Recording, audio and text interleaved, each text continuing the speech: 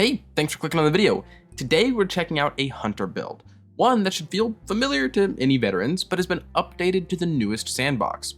This build turns our primary weapon into a monster.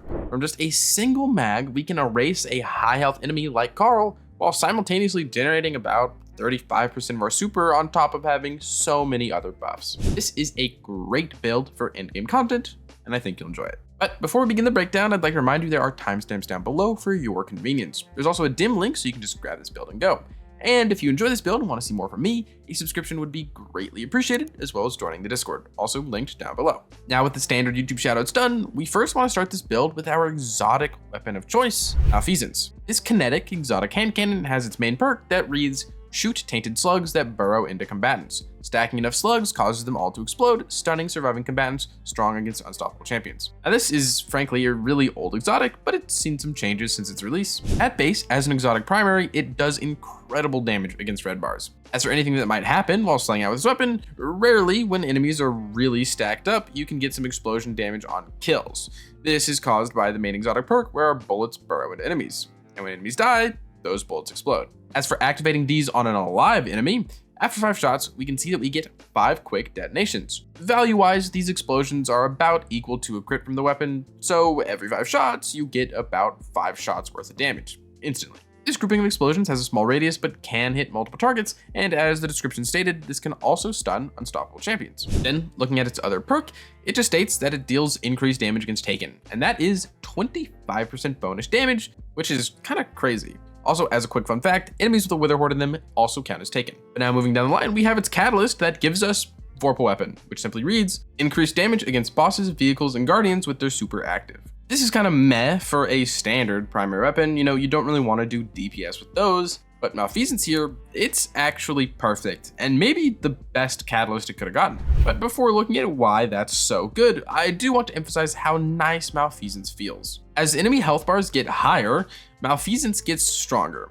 With an activation requirement on its main perk of 5 shots landed to effectively double its damage, when you can actually consistently proc that, Malfeasance is going to feel so good, and this really only happens within the endgame. This build honestly might lean towards the overkill side of things for on-level content. But to get a better idea of why that is, we have the exotic armor Lucky Pants to look at. Its exotic perk reads improves sprint, slide, and airborne effectiveness while a handcannon is equipped. For a short time after being drawn, handcannons ready faster are more accurate, and each hit against a combatant increases handcannon damage. In game, we can see this buff activating whenever we swap to Malfeasance. It lasts for 5 seconds, then disappears with no debuff or anything. The benefits are all those stat increases you heard about, as well as the ability to increase our stacks of this buff by landing hits. You can see this happen as each hit with the buff active gives us +1 stack. Now, before I go into detail about how the damage increases over time with our stacks, we need to talk about the limitation on this buff. And that is, if you get 7 or more stacks in one use, the exotic gets put on cooldown. We see that happen here where we now have the out of luck debuff, and we cannot reproc illegally modded holster until that is gone. But now let's look at the juicy stuff, the damage increases.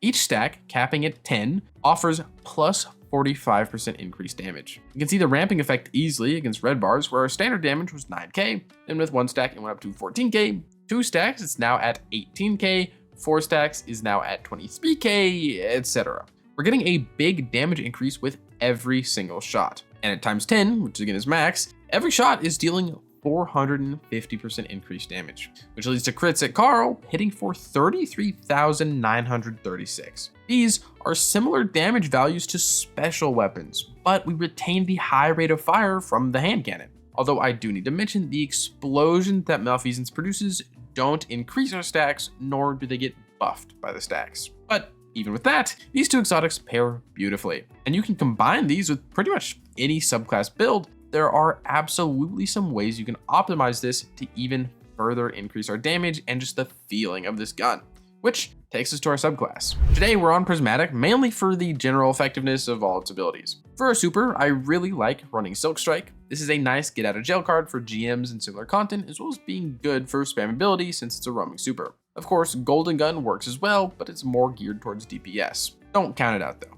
For our class ability, we're going to run Gambler's Dodge in order to refund our melee. You might think we want the reload dodge, but not actually for this build. As for that melee, it's Withering Blade for the ability to freeze, have 2 charges, and deal melee damage from range. And for our grenade, I'm simply in love with grapple. And then for our aspects, these don't actually have the biggest impact on this build. What we run is more so for the passive benefits, but they are important. Aspect number 1 is Winter Shroud. This aspect will apply slow to nearby enemies while dodging and will also increase our class ability regen when doing so. In game, this isn't too flashy, but it is worth showing off that a single dodge plus melee will freeze an enemy. They both give enough stacks to freeze when comboed together.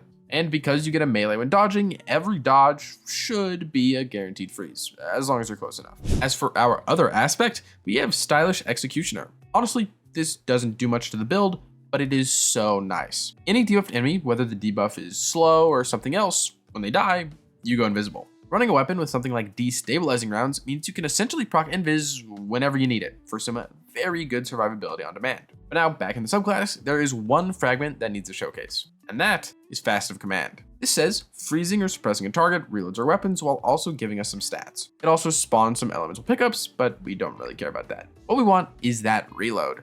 And in game, we can see after freezing an enemy, our Malfeasance jumps to full ammo. This essentially means that by using this fragment, you can always have a full mag ready to unload and get max stacks of Lucky Pants. For the other fragments, we have Fast of Dawn, which is fantastic because when we throw our melee to freeze enemies, it's also making us radiant for 20% increased damage. Grapple melee counts too. Then after that, we have Fast of Ruin, so our frozen enemies shatter for more damage and a larger AoE. Then Fast of Purpose for that lovely super base survivability. With Silk Strike, that's going to be giving you Woven Mail on Orb pickup, and with Golden Gun, that's Restoration on Orb pickup, so you can cater that to whatever you want. And then lastly, we have Fast of Protection for some free damage resist. Putting that all together, and you get this clip we showed you in the intro, where you can grapple in, get Radiant, reload your Malfeasance, and nuke high health targets while getting so much super because of our high damage output. Now for the other weapons in this loadout, I highly recommend an Ad Clear weapon with something to proc Stylish Executioner.